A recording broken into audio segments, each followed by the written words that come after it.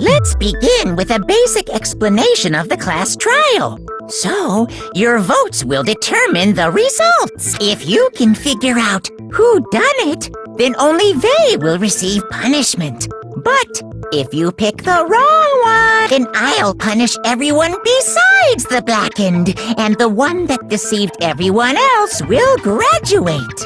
Now then, to begin with... We already know who did it! Was that? It was Hiro. He does not have an alibi for when the murders took place, and we found him in that suit. Don't try and deny it! You killed them! I didn't! Someone knocked me out! I was asleep the whole time! I don't know anything about it! Shut your murdering mouth, murderer! Who are you calling a murderer?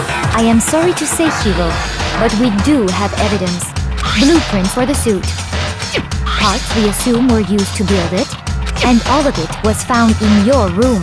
You have to admit, it points to you as having created the suit and wearing it while committing crime after crime. How many times do I have to tell you? I don't know!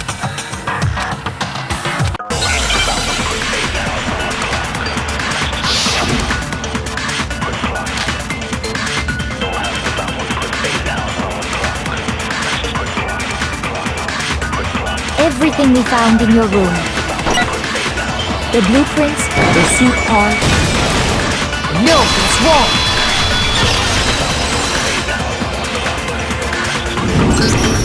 Are we sure Hiro really made those blueprints?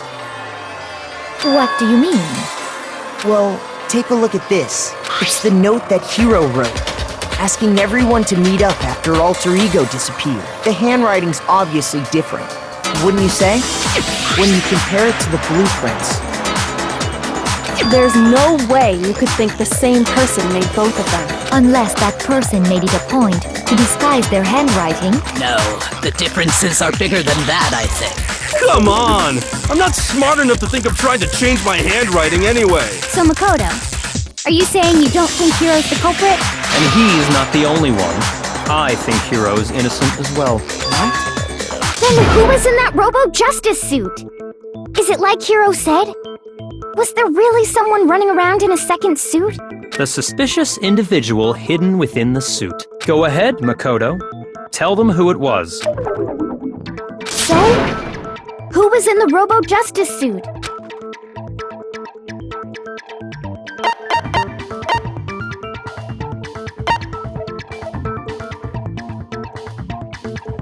I got it! Other than Hiro, I can't think of anyone else it could have been. Obviously, he was the one in that particular suit, and we never found any kind of second suit. Then there can be no doubt. Hiro is the prime suspect. That doesn't make any sense! You just said Hiro didn't do it! It makes perfect sense. Hiro was the suspicious individual in the suit, but he's not the culprit. So what you're saying is... That's right. The culprit in this case has nothing to do with being in the Robo-Justice suit. What? Now that's a bold assumption! And what reason do you have to make such a statement? You do have a reason, yes? Of course. But before we get to that, there's something else we need to clarify first. So let's get that out of the way. Hey, stop trying to boss us around! All things have a proper order. So what is it? What needs to be clarified? We must clarify the method of transportation for Taka's lifeless body. It would seem that his corpse was moved using certain particular items. Makoto, can you tell us what they were?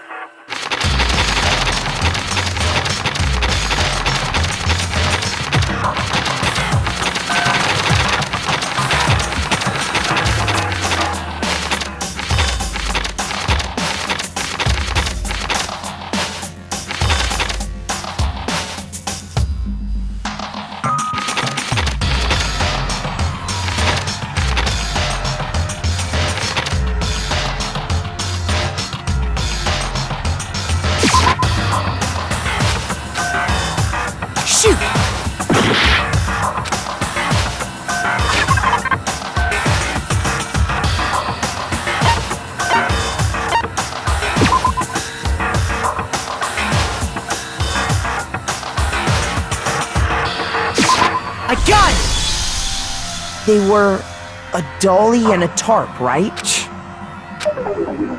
So, let's see if I can explain. Taka's body disappeared from the equipment room, and then we rediscovered it in the repository. And when we found it for the second time, it was wrapped in a blue tarp, right? It was the same tarp that up until then was stored in the equipment room. So the killer must have seen it there and decided to use it when they moved Taka's body. That way, they wouldn't leave any bloodstains while they were moving it. Okay, that explains the tarp. And the Same thing. I'm sure the dolly was in the equipment room when we first found Taka's body there. But when the body disappeared, so did the dolly. Later, when Taka's body reappeared in the repository, so did the dolly. In other words, you think they used the dolly to move the body.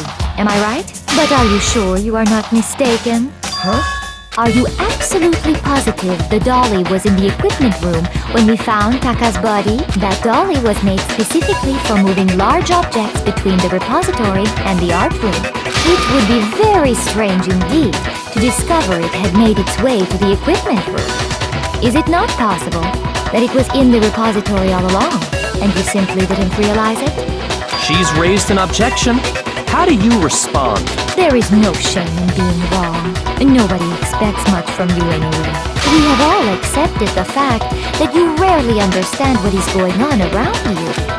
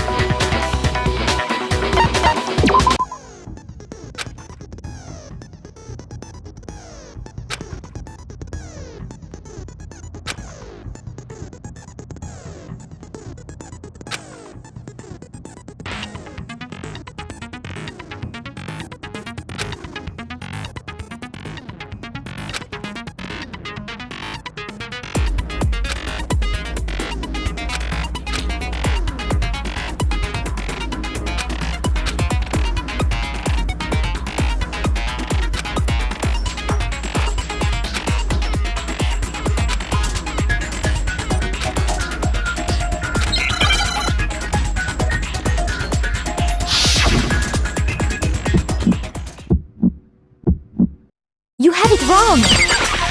I cannot agree! You are a fool! So pathetic! Lies will get you nowhere! Do your worst! Away with you!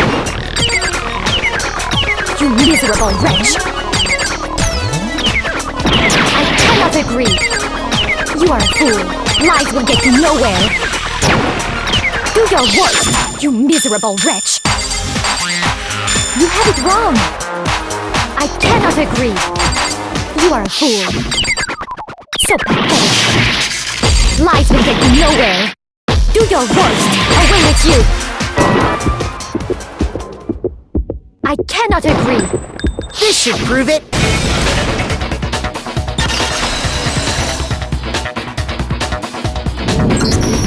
If you're asking for proof that the dolly moved, I have it right here. When I found the dolly in the repository, one of the wheels had a blood stain on it. There was a pool of blood in the equipment room with a tire mark in it that matched the dolly wheel's tread. The killer probably rolled the dolly through the blood on accident as they wheeled the body out of the room. And as the blood dried on the tire, they moved the body into the repository. So there's my proof that the dolly was used to move Taka's body.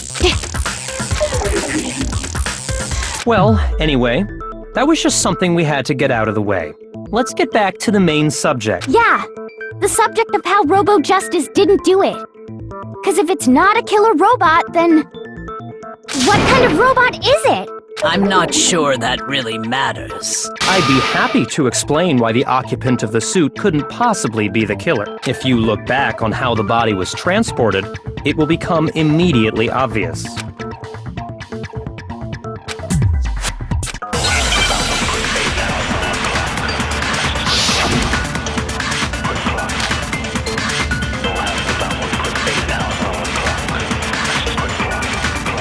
As we know, Taka was killed in the equipment room. And from there, the body was moved to the repository, correct? Yeah, the culprit wrapped the body in the tarp, then loaded it onto the dolly and wheeled it off, right?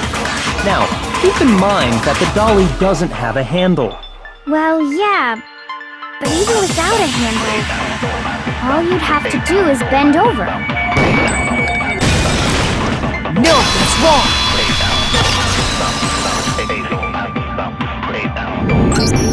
You're absolutely right that you could push a dolly without a handle if you stoop down low. But if you were wearing that suit, do you think you could actually get into a position like that? What do you mean? Think back to what you said when we were all checking out the suit together. Remember?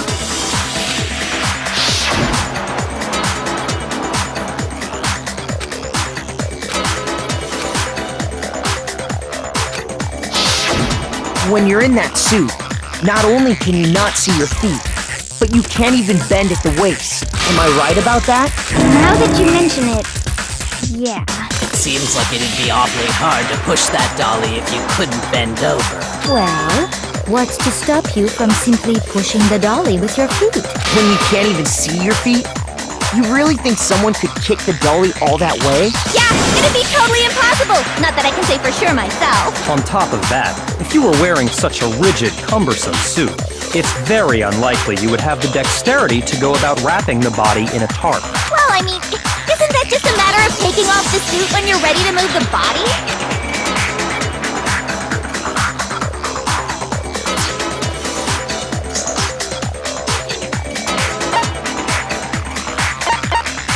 I got it! I don't think taking off the suit was an option. If you remember...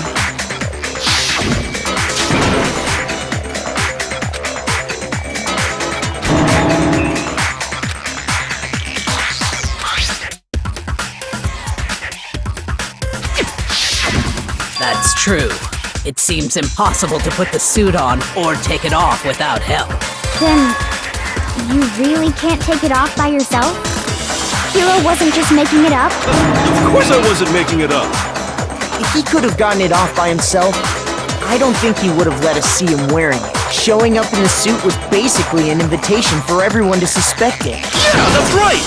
So, it's really, really true that Robo Justice couldn't have moved the dolly? To be clear, whoever did move the body, it couldn't have been Hiro in the robot suit, correct? No, wait.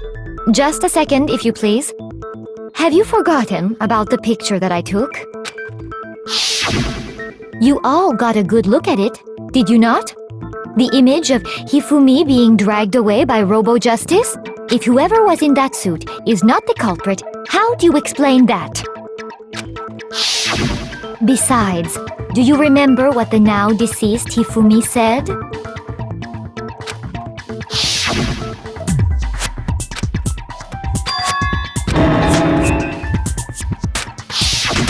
So long as those facts exist, the proper conclusion is beyond question. The individual inside the suit and the culprit are one and the same. It was Hiro, without a doubt. Yeah, that's gotta be right. Hold on a second! It's still far too early to reach that conclusion. Besides, there's no hurry to decide who did it. Before we rush to a verdict, shouldn't we explore every single possibility? Instead of seizing on one viewpoint, the truth is uncovered by analyzing things from every angle. Perhaps, but where do we go from here? Let's review this series of unfortunate events from the beginning. Maybe we'll uncover something new. What a pain in the ass! I don't disagree, but our lives are on the line. If this is what it takes, we have to do it. Plus, maybe we'll get to find out where the heck Kyoko was when everything went down. All right then, let's take another look back at what happened. I suppose we could start with this morning. 4 of us gathered together in the dining hall. Makoto, Hina, Kyoko, and myself. We waited there for quite a while, but nobody else showed up, so we went to look for everyone. That was around 8 a.m. And as soon as we split up, Kyoko went missing. Soon after that, Hina found Celeste in the rec room and quickly came to get Makoto and me. It seems I was unconscious for about an hour after I was attacked by my mystery assailant. I know it was an hour because I remember being attacked a little after 7. That was when we saw Celeste's picture and discovered that her assailant had been wearing a strange costume. As it turns out, it was Robo-Justice. It also soon became clear that this same Robo-Justice had abducted Hifumi. We were soon joined in our search by Byakuya and Toko, and then went on to find Hifumi in the library. He was injured, so we took him to the nurse's office and resumed our search for the suspect. But not long after leaving the nurse's office...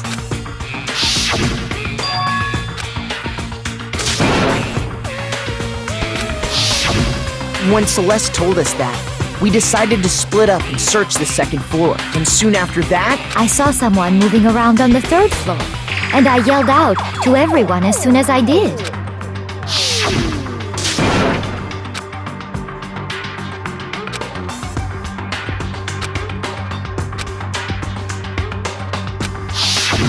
and then...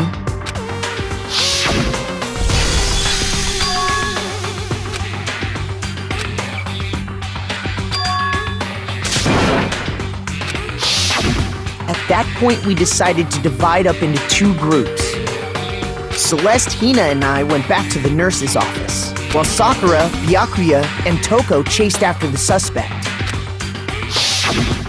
When we got back to the nurse's office, we found Hifumi, dead.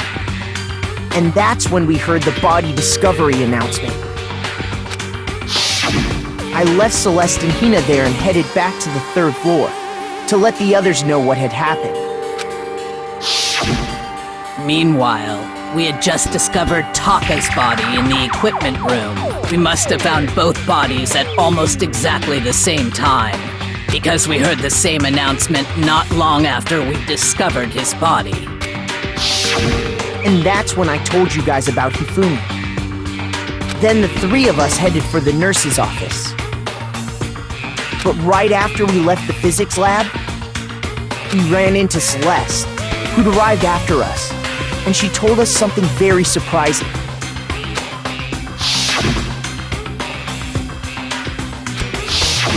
We rushed back to the nurse's office and saw that she was right. Then we remembered we'd left Toko passed out in the equipment room, so we hurried back again.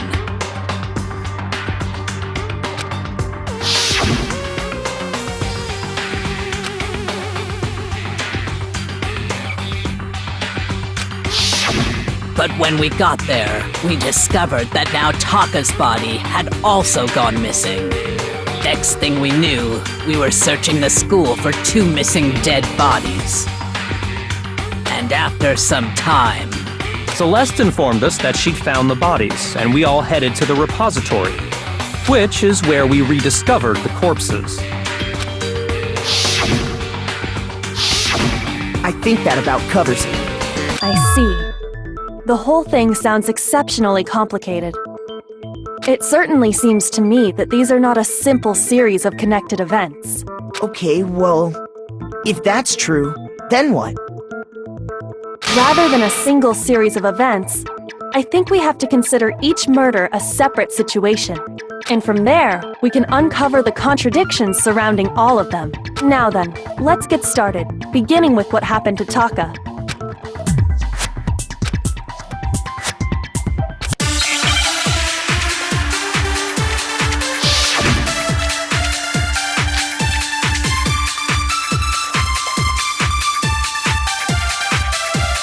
So, regarding Taka's death, I wonder if he died before Hifumi, or perhaps it was after?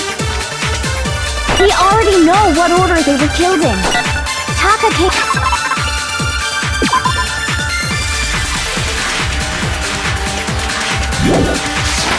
last. What makes you say Because of the numbering of the Justice Hammers. It's true that Hifumi was killed with Justice Hammer 3. while Taka's death? See? So it's obvious Taka came... So, I wonder if, or perhaps it was... We already know what order Taka came last. What makes you say that? Because of the numbering of the Justice Hammers. It's true that Hifumi was killed with Justice Hammer 3, while Taka's death. See? So it's obvious Taka came... So, I wonder if, or perhaps it was... We already know what order they were killed in. Taka came last. What makes you say that? Because of the numbering of the Justice Hammers.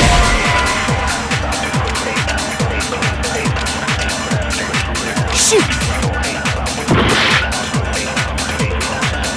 So, regarding Taka, I wonder if, or perhaps it was after.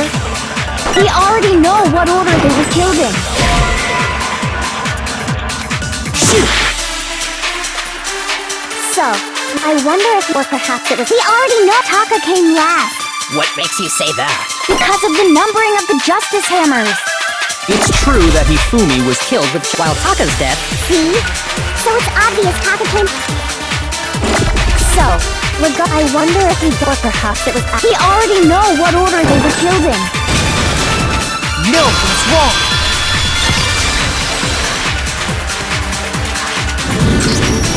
Hold on. There's no reason to assume that the hammers were used in the same order as their numbers. If anything, that's just another way the killer tried to disguise their actions. So you're saying the culprit wanted us to think the hammers were used in order, but in reality, Taka was killed before Hifumi? Okay then, let's see the proof.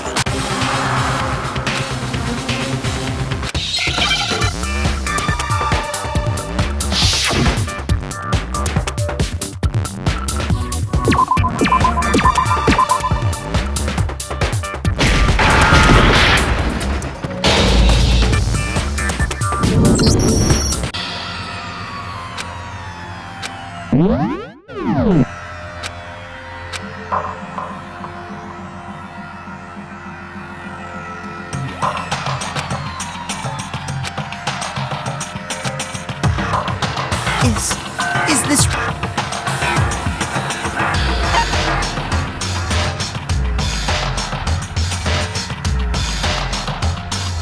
I refuse to give up yet!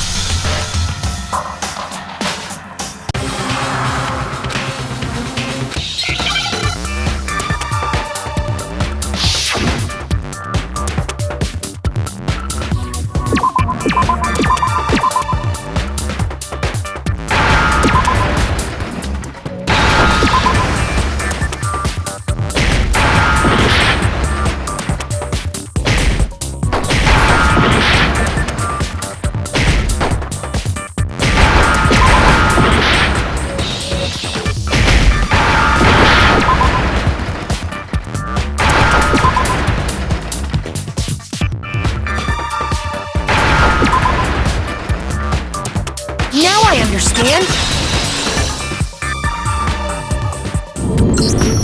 I got it! Papa's wristwatch! See? Look! It broke with the hands pointing just past 6 o'clock. It must have gotten broken when he was attacked by the killer. Because as of last night,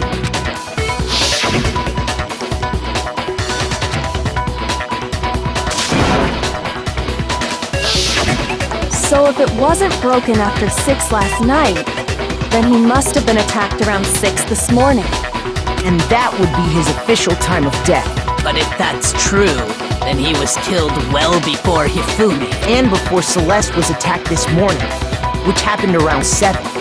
That's right. Taka was killed before any of the other incidents took place. That simple fact slipped past all of us. We made the wrong assumption about the order of events, all because of those justice hammers. That's exactly why the culprit wrote the numbers on each hammer and had them increase in size.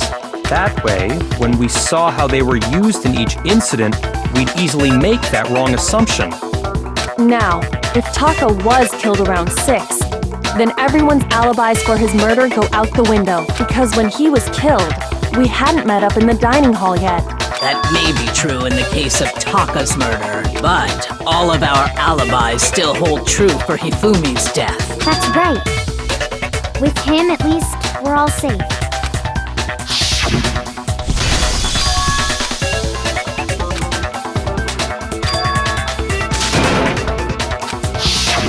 When we heard Hifumi screaming, we were all together. except for Hiro and Kyoko. Then we all ran down to the nurse's office, and that's where we found his body. That's totally true! We're all in the clear! Oh, I know! They must have recorded him screaming on a tape or something, then played it later on! If that's true, where's the tape? I don't know.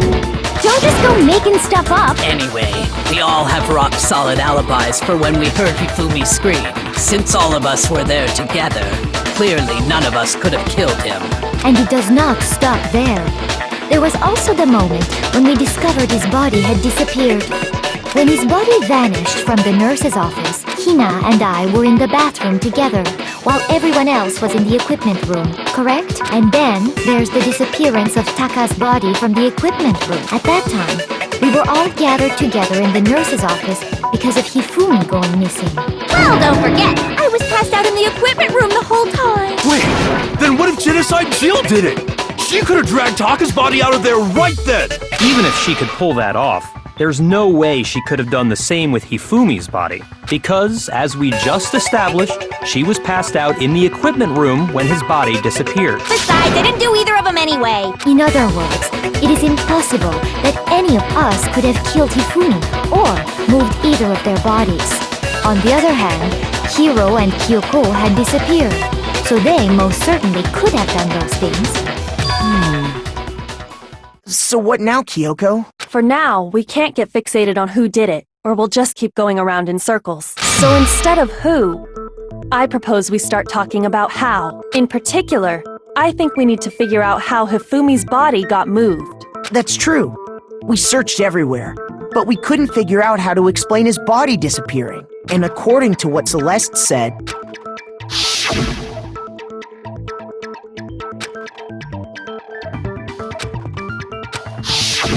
his body apparently disappeared in the 1 minute her and Hina took their eyes off of it. But to carry that much weight from the first floor up to the third in that short amount of time? Oh man, yeah! There's no way! It'd be impossible! Well, what if I told you there was a way to make the impossible possible? What? How? If the dead body were to move itself. The dead body moved on its own? No! Not another... ghost! I don't think it has anything to do with the occult.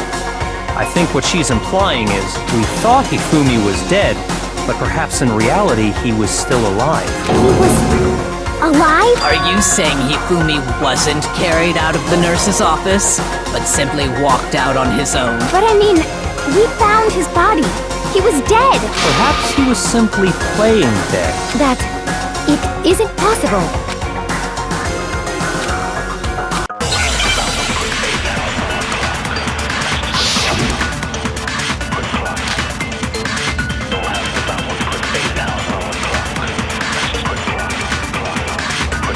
Are you saying that when we first found Hifumi in the nurse's office, there's a chance he was actually still alive? No, it is impossible. Hifumi was dead, without a doubt. And you know that how?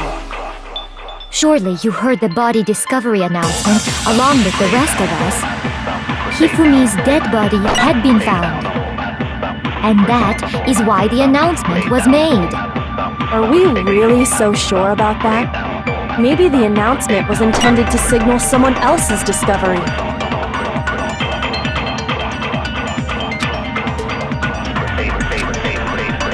Are you saying that when we first there's a chance you... No.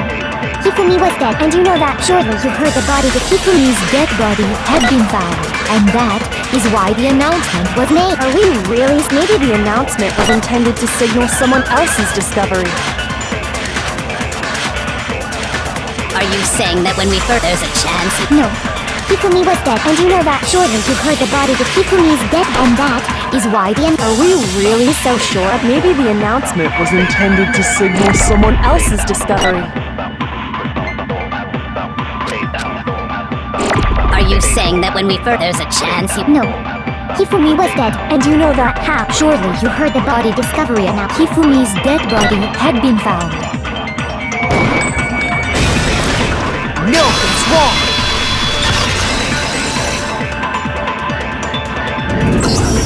Was the body discovery announcement that was made really intended for Hifumi? Of course it was. The announcement played right after we discovered his body. Maybe. But that was also the same time that Taka's body was found. That's right. It wasn't long after finding his body that we heard the announcement. So there's a good chance we've made a mistake in there somewhere. I think we've confused whether the announcement was for Hifumi or Taka. First of all, if 2 bodies had been found, there really should have been 2 announcements. Maybe Monokuma simply got lazy and rolled them together into one. What do you say, Monokuma? Any comment? Well, it's a very sensitive issue, so I can't go into too much detail. But what I can say about the body discovery announcement is that it's only broadcast when 3 or more people find a dead body for the first time. That didn't answer our question, man. We're asking if you're a lazy bum. No, actually, that was plenty. He said it's only broadcast when a body is discovered for the first time, which means even if we find the same body again later, he won't make the announcement again. If that's true, then why was the announcement made again later on? Huh? Later on? Exactly. We heard the body discovery announcement twice.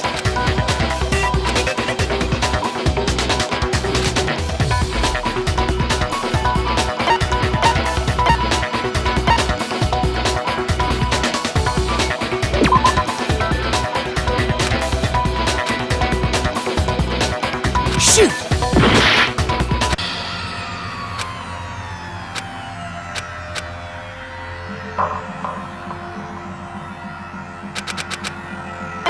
I refuse to give up yet!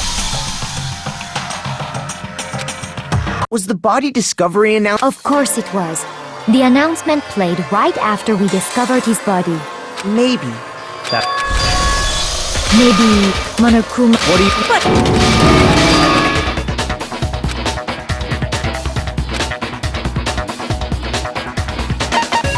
I got it! We heard it a second time in the repository, when we rediscovered the 2 bodies.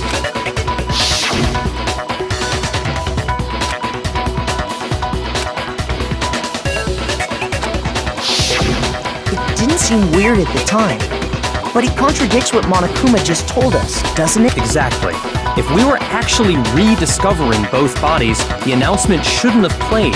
And in reality, when the 2 dead bodies were rediscovered, one of them was actually being discovered for the first time. So, when we found Hifumi the first time in the nurse's office, he wasn't actually dead yet, meaning he wasn't actually found dead until we came upon him in the repository. And that's just part of it. There's one other thing that leads me to believe he was still alive in the nurse's office. Oh, I know! Because he was super good at playing dead! Bada bing, bada boom! That is the worst logic I have ever heard. But honestly, I do not think there's anything that can prove he was still alive. Okay then, let's take another look at the events surrounding the discovery of his body. Then it should become clear whether he was really alive or not. This whole thing is pointless.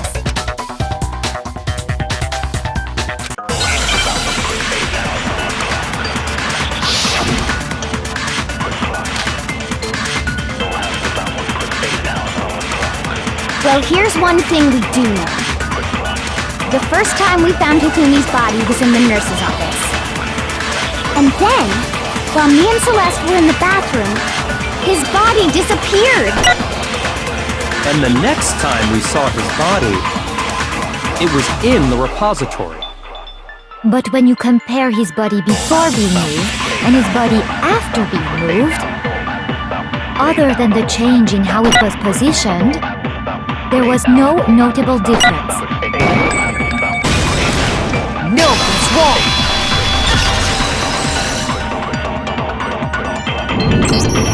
In fact, there was one clear difference between Hifumi in the nurse's office and the repository. His glasses. That fact alone proves that he was only playing dead in the beginning. Perhaps you'd like to fill the rest of us in? When we found Hifumi in the nurse's office, his glasses were covered with blood. But when we found him again later in the repository, they were spotless. And I found the item he used to wipe them clean in the nurse's office trash can.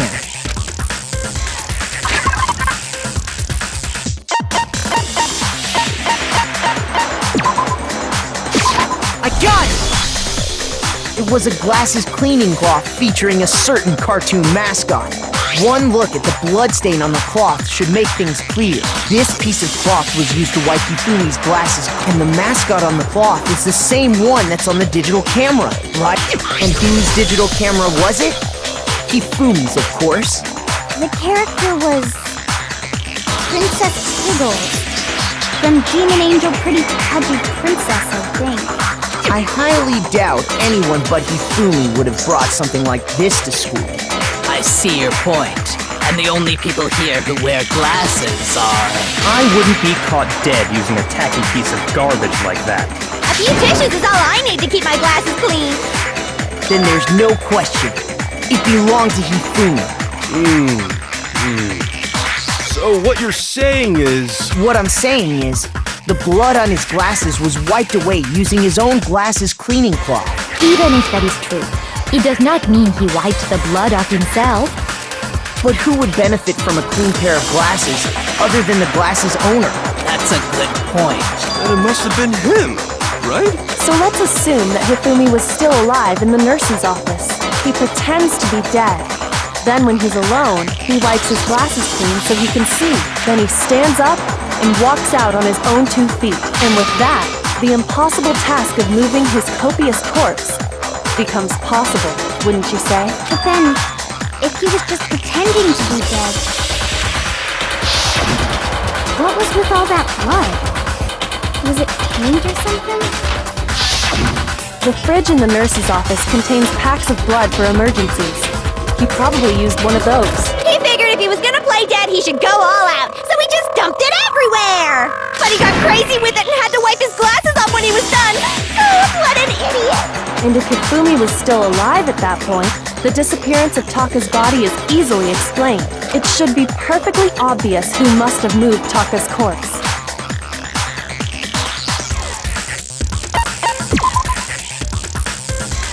Shoot! I got it! It could only have been Hifumi. While we were all gathered in the nurse's office, he went to the equipment room and took Taka's body. That also explains how the door to the repository got locked. The door was locked? Well, after the bodies disappeared, we all went looking for them, right? So me and Sakura headed for the repository. But when we got there, the door was locked. And the repository door can only be locked from the inside, which means when Hina and Sakura got to the repository, someone was already inside. And it could only have been Hifumi, who just finished stashing Taka's body there. He convinced us all he was dead, and when he saw his chance, he dragged Taka's body to the repository. So, Hifumi wasn't just another victim in this case. He was one of the assailants. But that means he took part in the murders. I just can't believe it. If you're having trouble, would you like me to show you one more piece of evidence? There's more? Oh, absolutely. The single biggest fact pointing to his involvement has yet to be revealed. You know what I'm talking about, right, Makoto? The item he took off of Taka's lifeless body?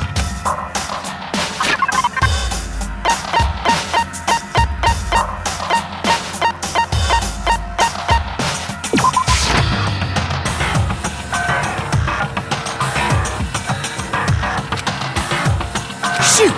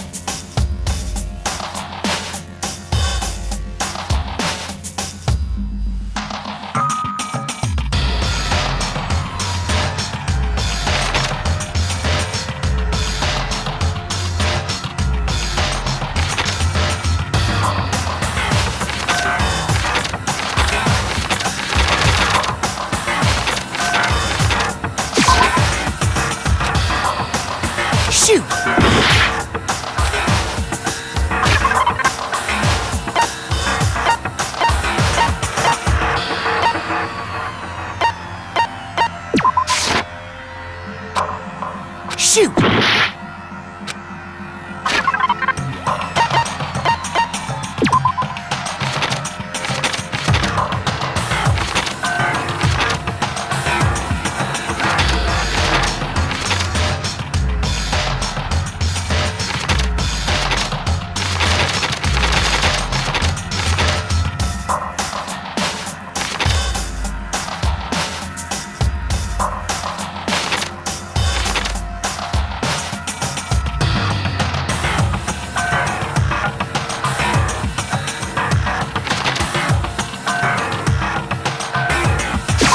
I got it! You're talking about the note Hifumi had hidden away, aren't you? Hidden note? That's right. We found it stuffed in his pants. What? In his pants? Yes, his pants. Okay, well, forget about the pants for now. Take a look at what the note said.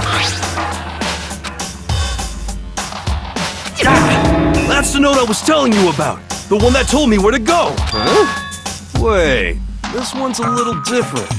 In my note it said, Monokuma can't find out, so don't tell anyone else for now. Let's meet in the rec room at 1 a.m. See, then this note isn't the same one Hiro got. It's not the same? In other words, the killer got in touch with another person besides Hiro, and that person could only have been...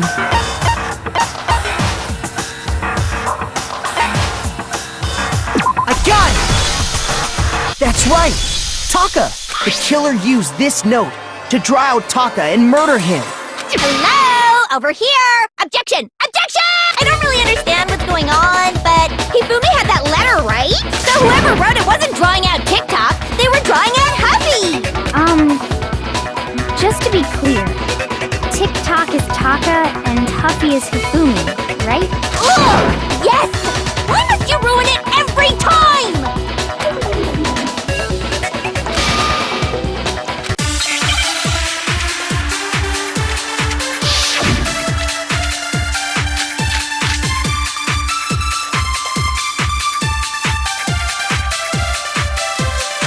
Huffy had the note, right? Then the person it was intended for must have been Huffy! But remember what the note said. What time did it say to meet? 6 a.m., I believe. The time doesn't matter! The note has nothing to do with TikTok! No, that's wrong!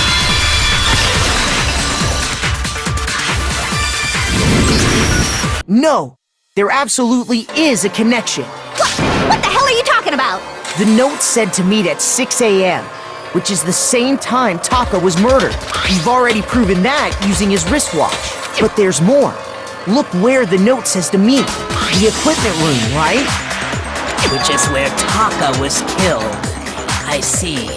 So, Taka was murdered at both the time and place written in the note. I think that should be plenty to show that this note was definitely meant for Taka. Well, when you put it like that... No further objections! Then someone used that note to trick Taka. Just the same as me. The culprit really is a cold-blooded monster. Tell him. But if they gave the note to Taka, what was Hifumi doing with it? Stuffed down his pants, no less! Most likely. Hifumi stole it off Taka's corpse after he died. Huh? He stole it? Where's your proof? Go ahead, show us.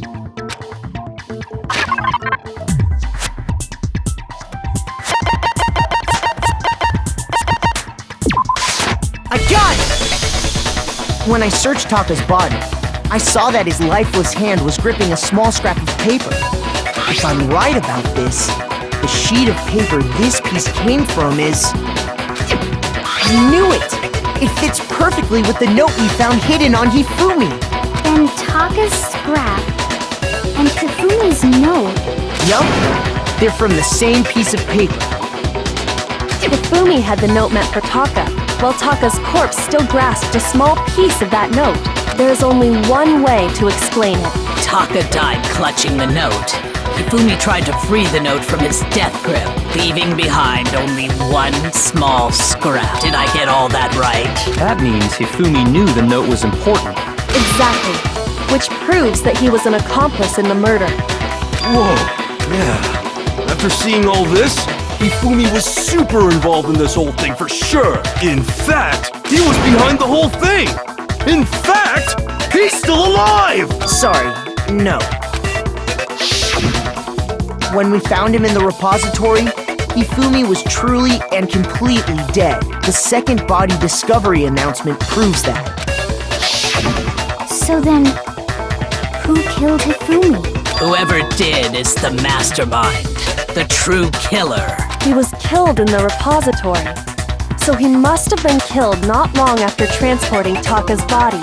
So, he must have been killed after Taka's body vanished, but before we found both bodies in the repository. During that time, we'd all split up and were searching for Taka's missing body. In other words, during that time, none of us have alibis. Wait, but me and Sakura were together. Stop trying to steal the spotlight, you stupid walrus! Who are you calling a walrus? Anyway, when they were killed bothers me too. But there's something that's been bothering me even more. And what might that be? The weapon they used to kill Hifumi. The weapon? Yeah, because I mean, according to the Monokuma file, the way Taka and Hifumi were killed was almost the same, with them having similar fractures and all. But Justice Hammer 3 and 4 were still laying around in the nurse's office and equipment room, right? So if Hifumi was killed in the repository, the culprit would have had to grab one of the hammers, kill Hifumi, then put the hammer back where they found it. But wouldn't that be seriously risky for him? I'm surprised. It seems there's some semblance of a brain knocking around that skull of yours after all. Hell yeah, it's packed in there good and tight. He's right, though. I don't understand it either. The Monokuma file makes it clear that they were killed using similar instruments. But if the hammers were already laying around those other rooms... So the question is, how could the culprit have gotten their hands on either of the hammers? Personally, I haven't a clue. So which hammer was used to attack Celeste? Number 1 or number 2? Those were accounted for in other rooms too. And I don't think either one is big enough to kill someone. Is it not possible they used a different weapon? I don't think it is possible. They were both killed with the same kind of thing, right? So then, what was used to kill Hifumi?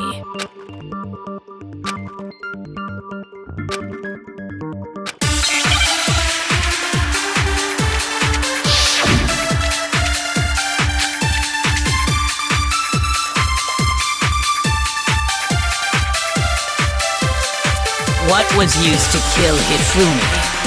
Was it Justice Hammer 3? Maybe Justice Hammer 4? Well, whatever it was, there's one thing we have to figure out. How was the culprit able to move around so freely with the weapon? How did nobody witness them carrying it? Sounds like a Justice Hammer 5 is about to make its appearance! Check out murdergear.com/hammertime for more info! Well, one thing seems pretty clear. The murder weapon had to be one of the Justice Hammers! No, it's wrong!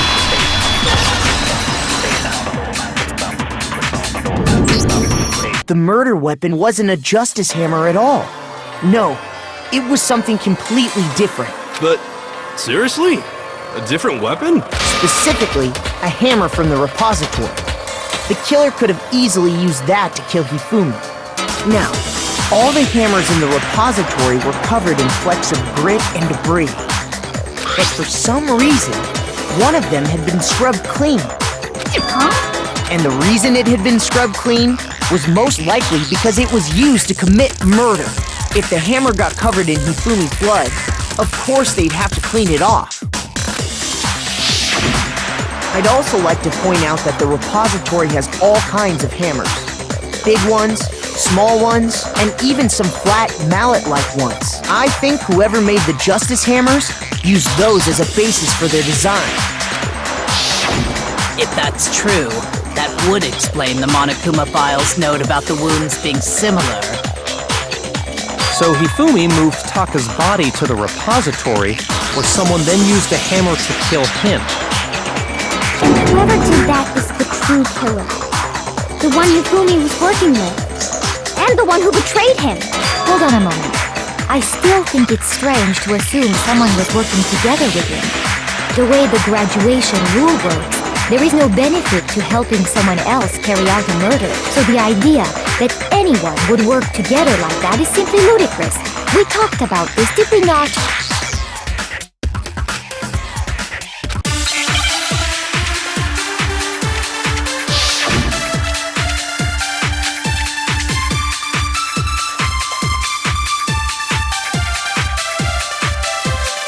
Based on the rules that have been laid out for us, even if more than one person is complicit in the murder, only the one who actually carried out the act can graduate and survive. Assuming the rule holds true, it is simply impossible that two people work together on this. That is how the rule was explained to us. But that only really applies if there's one murder, right? In this case, however, there were two murders.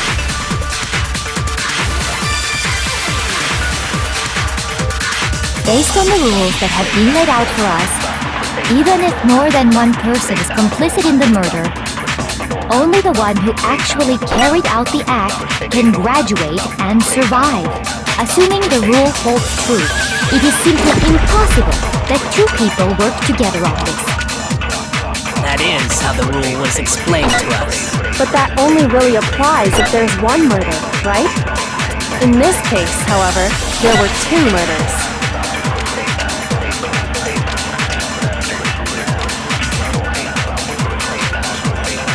Based on the rules, even if more than one, only the one who actually, assuming the rule holds true. That is. But that only really In this case, however, there were two murders. Based on the rules, even if more than one, only the one who actually, assuming the rule holds true. No, that's wrong!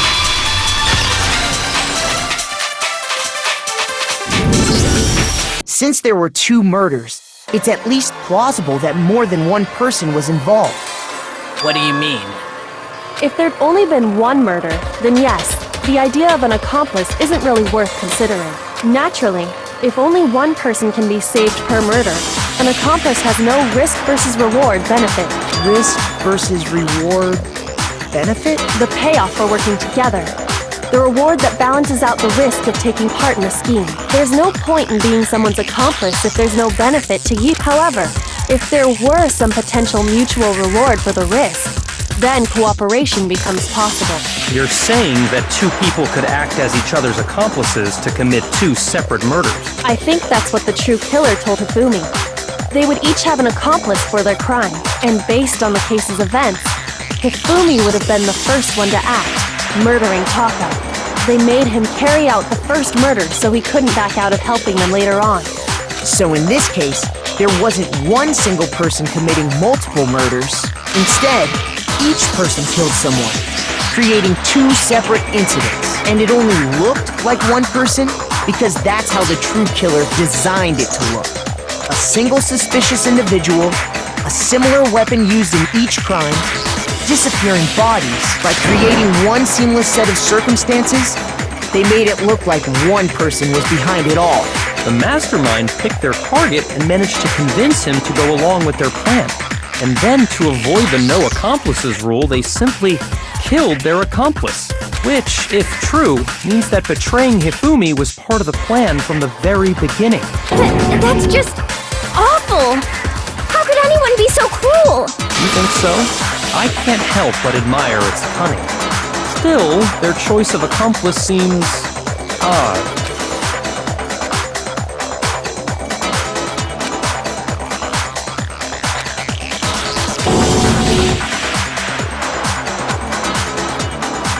I understand how an accomplice could be involved.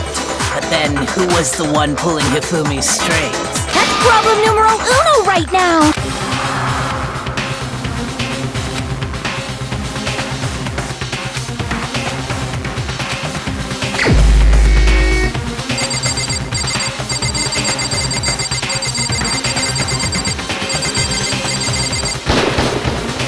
my answer. It was Celeste. So I'm the suspicious individual now, am I? I really do hate this kind of joke. A joke? I wonder. So what you are saying, then, is that I specifically chose to work together with Hifumi. The idea that I would choose to spend any amount of time interacting with him, that I would go within 10 feet of that shit from brains, that lazy, worthless goddamn idiot! Pardonnez-moi. Just to be clear, there is evidence to support it. Is that so? It is. Throughout the investigation, there was certain behavior that was common only to the two of you. Considering what we've learned so far, it only further proves that the two of you were working together.